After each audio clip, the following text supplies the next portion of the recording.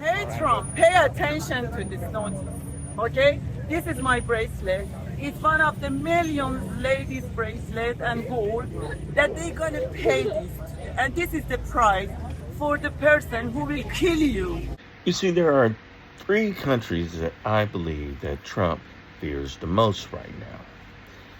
One is Israel. Mossad needs no introduction when it comes to assassinations. And the way things have been going between Netanyahu, the Lebanon situation, the Iran situation, and Trump not doing what Netanyahu wants him to, I'm sure he's fearing that. The second is Iran.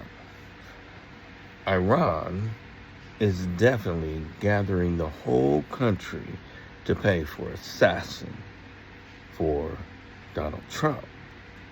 Now, whether or not that comes to fruition, I don't know.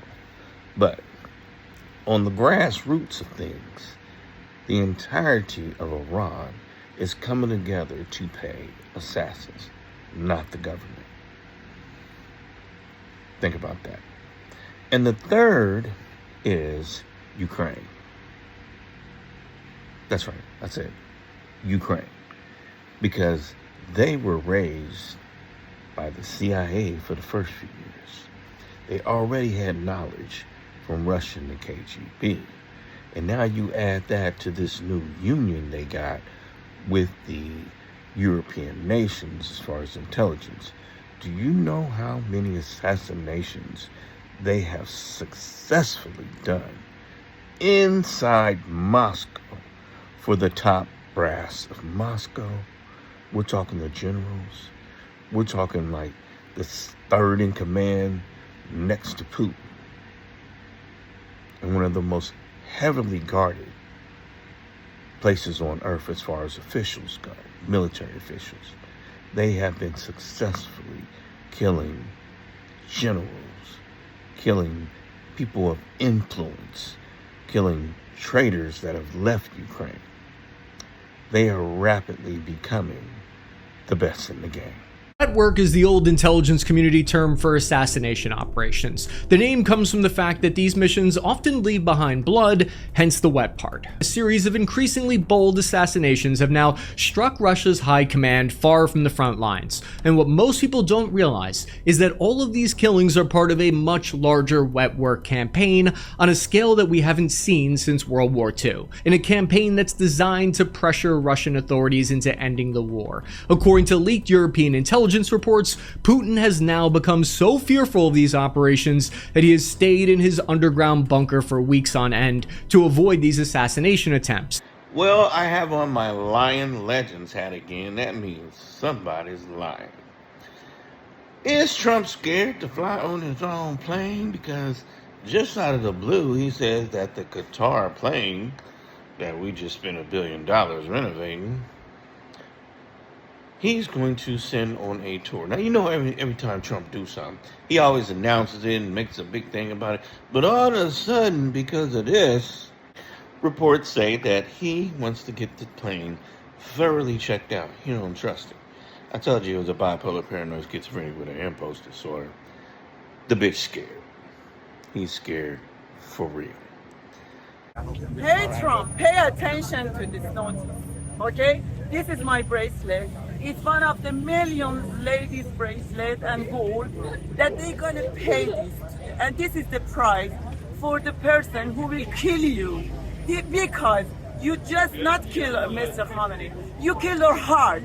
You kill her father. You kill her imam. You know? You have to pay for that. This is blood for the blood. This is the price of the person who will give to the person who will kill you.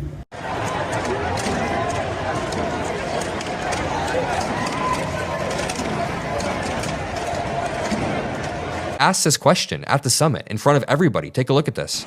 Stephen Nelson from the New York Post. I'd like you to address speculation that you're leaving Ankara not in the new Air Force One because of security concerns involving Iran. You've spoken today twice about them possibly assassinating you and possibly being successful. Did that concern have something to do with Well, I speak about it a lot because, You know, the life of a president is very dangerous. It's 5.2%. You know what a race car driver is? 1/10 of 1%. A bull rider, that looks pretty dangerous to me. It's 1/10 of 1%. No, it's 5.2% is you don't make it. You should have told me. You're an excellent reporter. You should have told me that years ago. Maybe I wouldn't have run. So apparently, this is a real threat, according to the University of Tehran. And by the way, they are saying that they don't just want to take down Trump. They want to take down the entire empire of the Trump administration, period. It's a very dangerous profession. No, I'm number one on the kill list for Iran. Number one on the list for killing.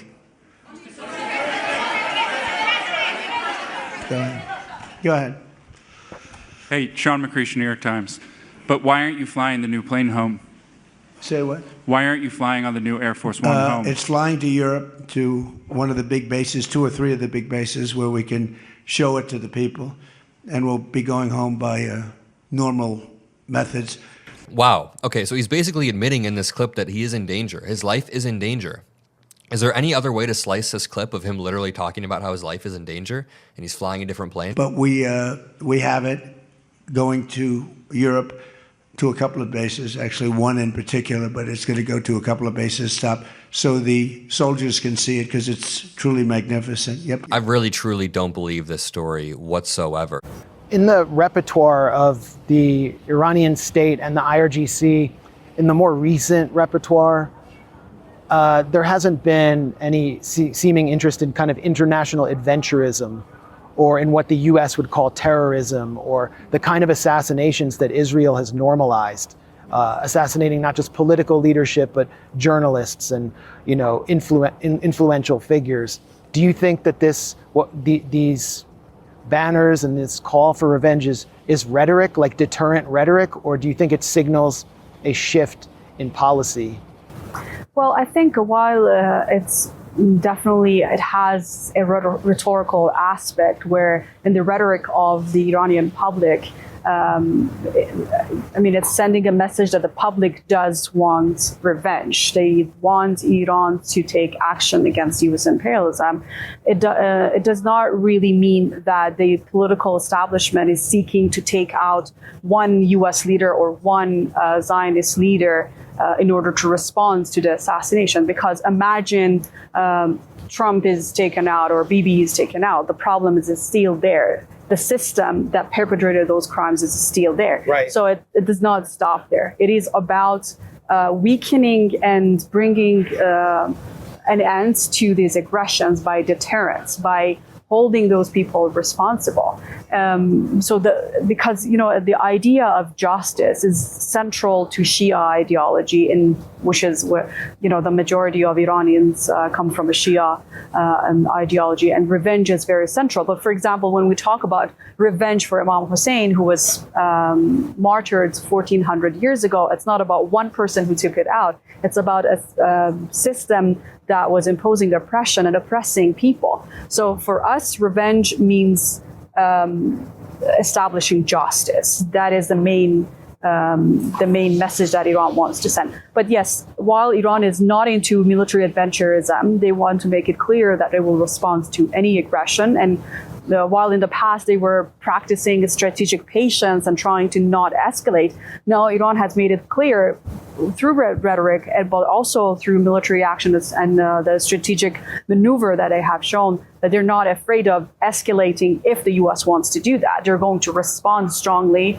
and in doing that, they no longer have the consideration of, you know, because Iran was very careful not violate international laws, and it's still, they're showing, that's why you see them engage in memorandum of understanding. Yeah. But that does not mean that Iran will not respond to the crimes that have been committed against the nation.